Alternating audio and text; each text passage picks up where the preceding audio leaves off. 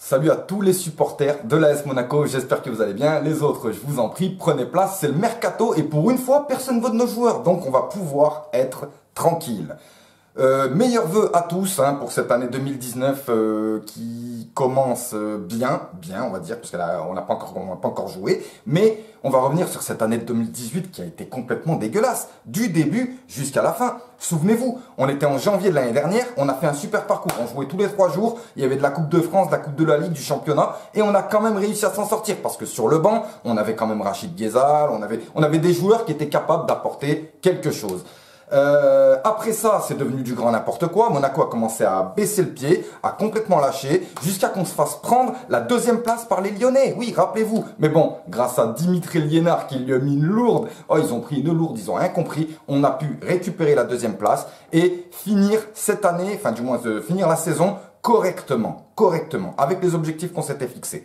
Sauf que là, cette saison, elle a commencé, mais voilà, ça va dans la continuité de 2018. Elle est dégueulasse cette année. Et là, on va se concentrer donc sur la dernière semaine de cette année 2018 où on jouait contre Lorient. Donc Lorient en Coupe de France, il me semble, ou Coupe de Ligue, je sais pas, je m'en fous. On jouait contre eux. Encore une fois, avec des jeunes, une équipe de CFA 9, voilà, avec des jeunes joueurs, des mecs, je les connais pas. Ils jouent à Monaco, je les connais pas. Bon, ils étaient là, ils ont joué, ils ont fait ce qu'ils ont pu. C'est vraiment pas envers les jeunes que je m'en prends, parce que je tiens d'ailleurs même à remercier les jeunes et à vous féliciter d'avoir été là, d'avoir essayé, d'avoir tenté, mais on ne vous en voudra pas que vous ayez raté votre match, que vous ayez raté une passe ou que vous ayez fait une passe décisive.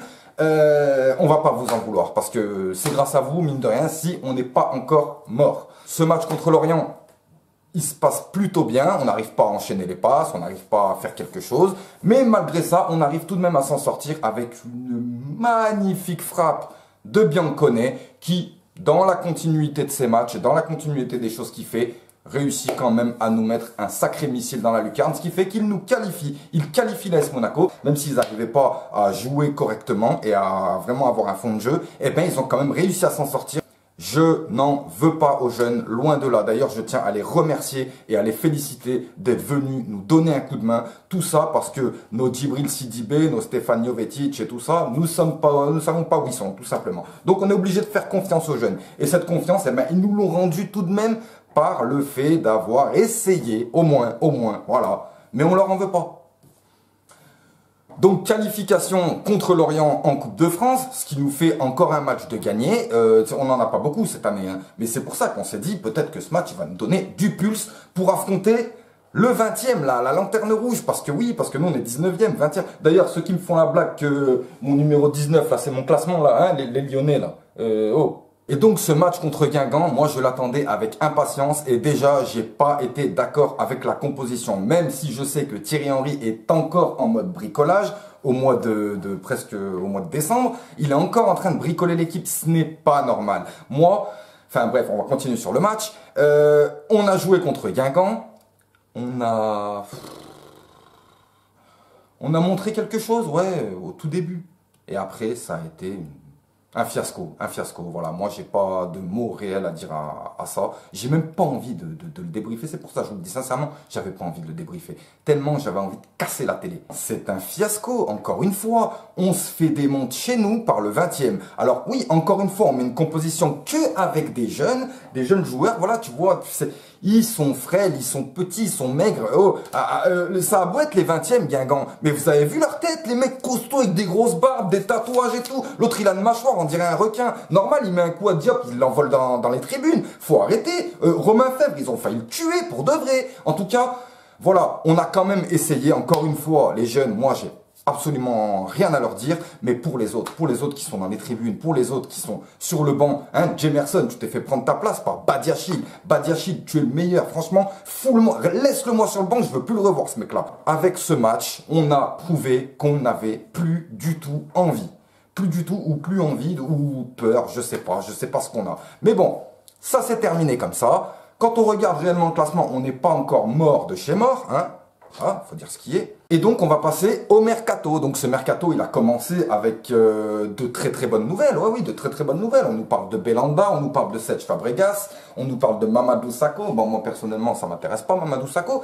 Mais voilà, on nous parle de pas mal de joueurs qui sont quand même prestigieux pour un maintien. Ouais, pour un maintien. Voilà. Mais bon, je pense que on est plus sur une envie de croquer la deuxième partie de championnat plutôt que se maintenir. Parce que si tu veux te maintenir, tu mets pas des joueurs avec des 10 millions de primes. Mais en tout cas, bon, ça peut faire plaisir, ça peut relancer la machine. On a beaucoup de très très bons jeunes et on a besoin d'expérience de très très haut niveau pour pouvoir mener ces jeunes jusqu'à un réel niveau. Et là, je trouve que le club fait les bonnes transactions. Donc on a pu faire signer Naldo. Naldo, un défenseur central de 36 ans. 1m98, il met des têtes, il marque des buts. Bon, il a 36 ans, oui, effectivement, il a 36 ans. Mais voilà, avec Monaco, de toute façon, il n'y a pas de juste milieu. C'est soit 16 ans, soit 36 ans. Voilà, il n'y a pas de 25, 28, 29. Non, c'est direct. Et là, on s'aperçoit que l'AS Monaco essaie vraiment d'amener beaucoup d'expérience. Parce qu'on voit Naldo, on voit Fabregas. Et on voit qu'on est encore sur des joueurs qui ont au moins dépassé la trentaine. Ces joueurs-là, on va peut-être les faire signer. Pour Fabregas, c'est pas encore fait. Naldo, c'est fait. Et on attend surtout un visage serein de la part de nos dirigeants. Parce que, enfin, je sais pas, Vadim, il est bizarre en ce moment. Je sais pas ce qui lui arrive. Il nous dit qu'il veut gagner la Ligue des Champions. Mec, qu'est-ce que t'es en train de faire là? T'es en train de jouer avec qui là? T'es en train de jouer avec nous? Arrête tes conneries. Moi perso, je vais vous le dire texto, je veux pas que les Russes partent. Je veux pas de Bontin. De Bontin, j'ai déjà donné. Voilà. Maintenant, je veux que les Russes restent et qu'ils arrêtent de se remplir les poches. Du moins, ils peuvent se les remplir, c'est pas mon problème. Mais en tout cas, ils font en sorte que le club soit compétitif chaque année. Et il faut arrêter de vendre comme des tarés. Il faut arrêter, je suis désolé. Maintenant, on a des joueurs qui vont évoluer à Monaco. On a pas mal de joueurs qui sont fidèles à Monaco. Et il est important de les faire évoluer à Monaco. Oui, parce que c'est quand Willem Jebels, il va arriver à 20 buts par saison, si tu le vends l'année d'après, à quoi ça a servi? En fait, tu le prépares pour les autres. Oui, parce que oui, à la base, c'est notre projet. Mais c'est bon, quoi. C'est bon. Alors, Cesc Fabregas, qui devrait arriver donc à la fin de la semaine, ainsi que Naldo, 36 ans, défenseur central très expérimenté, brésilien, qui va venir donc nous aider à se maintenir en Ligue 1, je trouve que c'est pas mal par rapport vraiment à la composition et à un équilibre au niveau de l'équipe, parce que pour moi, il n'y a aucun équilibre. Et il y a aussi autre chose. J'ai l'impression que l'AS Monaco a été saboté. Saboté au niveau du terrain. Rappelez-vous le début de saison, ce terrain qu'on avait. C'était inadmissible. Même à l'USVO, ils ont un meilleur terrain. Quand tu regardes les blessures, c'est pas possible. C'est qui le médecin? C'est Dr Strauss? C'est qui? Franchement, j'ai du mal à comprendre. Tout le monde est blessé. Le stade, il est claqué. Physiquement, j'ai jamais vu ça. Physiquement, on n'a pas du tout le niveau de Ligue 1. Et d'ailleurs, Samuel Grandsir nous l'a rappelé. Physiquement, on est à la ramasse. Qu'est-ce qui a bien pu se passer? Eh bien, tout simplement, c'est quand tu fais venir des joueurs en septembre, ils n'ont pas le temps de se préparer, ils n'ont pas le temps de se mettre au niveau de l'équipe, parce qu'une équipe, faut qu'elle aille tous au même moment, au même niveau. Tu peux pas en avoir un qui est à 100% de son physique et l'autre à 20%. Sinon, non, ça colle pas, il va y avoir un souci à un moment. Mais là, j'ai l'impression que tout le monde a été laissé à l'abandon. Quand on regarde les jeunes, j'ai plus l'impression que tellement on s'est mis à fond dans notre projet de faire évoluer des jeunes, on en a oublié comment gérer des joueurs normaux en fait. Voilà, tout simplement. On voit des Djibril Sidi, mais on ne sait pas ce qu'ils font à Monaco. Soit il est en soirée, soit... Je sais pas, franchement. La dernière fois que je l'ai vu, ce mec-là, c'était Monaco PSG de l'année dernière. Il est sorti, il était pas content, il était comme ça sur le banc, et voilà. Et ensuite, blessure, équipe de France, blessure, équipe de France. Oh! Donc au bout d'un moment, c'est bon. Jovetic est encore blessé, donc il était blessé. Et en étant blessé, il s'est reblessé. Donc voilà, Stéphane Jovetic. Je vais pas faire comme certains à te crier dessus ou t'insulter.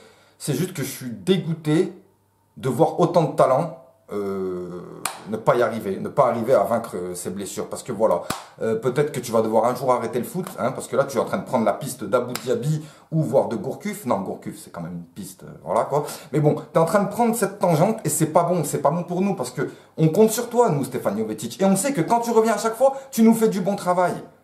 Radamel Falcao, moi je veux qu'il reste à Monaco. Radamel Falcao, c'est notre attaquant. Je tiens à dire que tout ce qui a été dit à son sujet, c'est des mensonges. Comme quoi il voulait rejoindre Madrid, comme quoi ci, comme quoi ça. Arrêtez vos conneries. Radamel Falcao, il a peut-être fait des erreurs comme tout le monde. Il a peut-être dit des choses qui n'ont pas plu. Mais en tout cas, c'est lui qui dit aux dirigeants, oh, il faut ramener du monde. Et l'année dernière, c'est lui qui dit, il faut plus que personne sorte. Parce que là, c'est pas possible. À chaque fois, on vend, lui, à chaque fois, il se retrouve tout seul. Et c'est pas avec des joueurs de CFA qui peut faire quelque chose. chose. Alors voilà, les dirigeants de l'AS Monaco, si vous m'écoutez, s'il vous plaît, enfin je sais que tu m'écoutes pas, je m'en fous, mais voilà, si tu m'écoutes, s'il te plaît, essaie de nous garder une équipe compétitive. Compétitive, c'est tout ce qu'on veut, nous. Nous, on veut voir du football. Donc la prochaine piste apparemment ce serait Belhanda, mais j'ai entendu qu'il voulait pas trop quitter son club, voilà.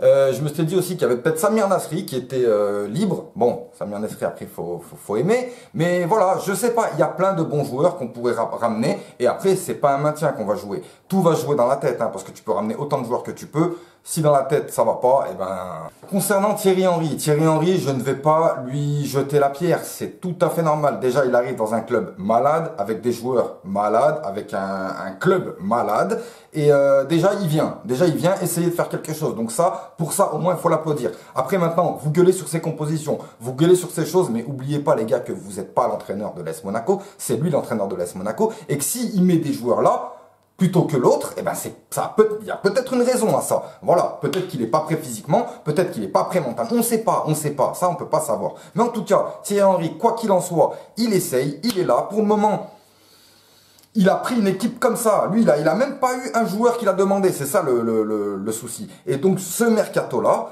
il est pour lui, donc lui demande des joueurs et puis on va voir ce qu'il va pouvoir faire avec ces joueurs-là. Et pour le moment, il faut pas lui jeter la pierre. Par contre, j'aimerais dire au club adverse, lorsqu'on arrive chez vous, ce serait bien d'arrêter de lui casser les bonbons. C'est-à-dire qu'à chaque fois, lui, il rentre sur le terrain, tu vois, il est concentré et là, vous l'applaudissez, champion 98, oui, ça va, lui, il est comme ça. Après, il se déconcentre et après, il fait n'importe quoi et après, on fait n'importe quoi. Alors maintenant, laissez-le tranquille, c'est bon, on a compris, c'était un grand joueur à l'époque, voilà. Aujourd'hui, c'est notre entraîneur et on veut maintenant qu'il soit meilleur en entraîneur.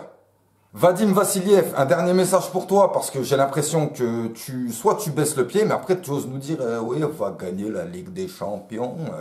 Oh. J'aimerais aussi laisser un petit message aux supporters de l'AS Monaco, ne baissez pas les bras, regardez les choses telles qu'elles le sont et arrêtez de critiquer chaque mouvement du club, parce que sinon ça sert à rien du tout en fait, si tu critiques tout le temps les mouvements du club. Naldo, 36 ans, machin, non ben oui, mais on est dans une situation de maintien. Tu devrais être content déjà que Naldo veuille venir. Tu devrais être content que Fabregas veuille venir. Donc je pense qu'il est important de voir les choses telles qu'elles le sont. Et quand tu regardes les pistes qu'on a, c'est pas facile.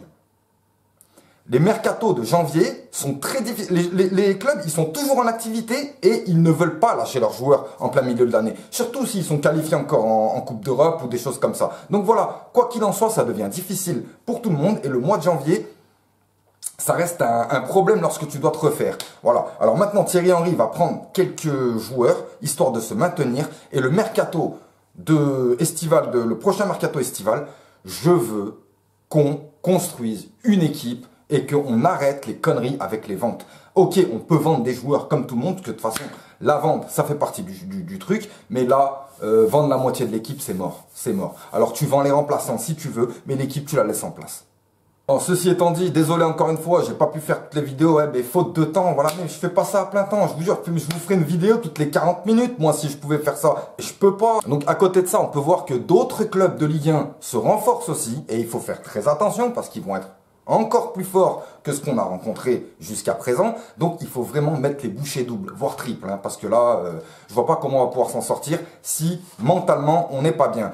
Et là, donc, on va jouer un match de Coupe de France, il me semble. Voilà. Ensuite, un match de Coupe de la Ligue, je crois. Voilà. Et ensuite, on va au Vélodrome. Et au Vélodrome, ben, tu sais ce que c'est. Voilà. C'est pas avec des jeunes de 16 ans que tu vas pouvoir faire quelque chose. En 2 secondes, ils vont se mettre en PLS sur le terrain. Alors, je demande à tous les cadres, à tous les gens qui sont revenus à l'entraînement d'essayer de faire en sorte de ne pas se péter, de faire les choses bien pour qu'on puisse arriver au Vélodrome et essayer de ramener au moins un point, si c'est possible, voilà, tout simplement. Parce que là, ça va repartir de plus belle et que si on n'est pas prêt, les 2 matchs de coupe là qu'on a, c'est de l'entraînement. C'est de l'entraînement pour moi, parce que là, la coupe là, franchement, j'en suis pas là. Ça reste de l'entraînement, un entraînement pour se préparer pour l'Olympique de Marseille et ensuite la suite du championnat. Voilà, je vous fais un gros bisou, je vous dis à très vite pour la suite du mercato et en attendant, ben, ça fait plaisir en ce moment les nouvelles quand même, à part pour Jovetic ce matin, je me réveille, je vois le cadavre de Jovetic sur mon téléphone.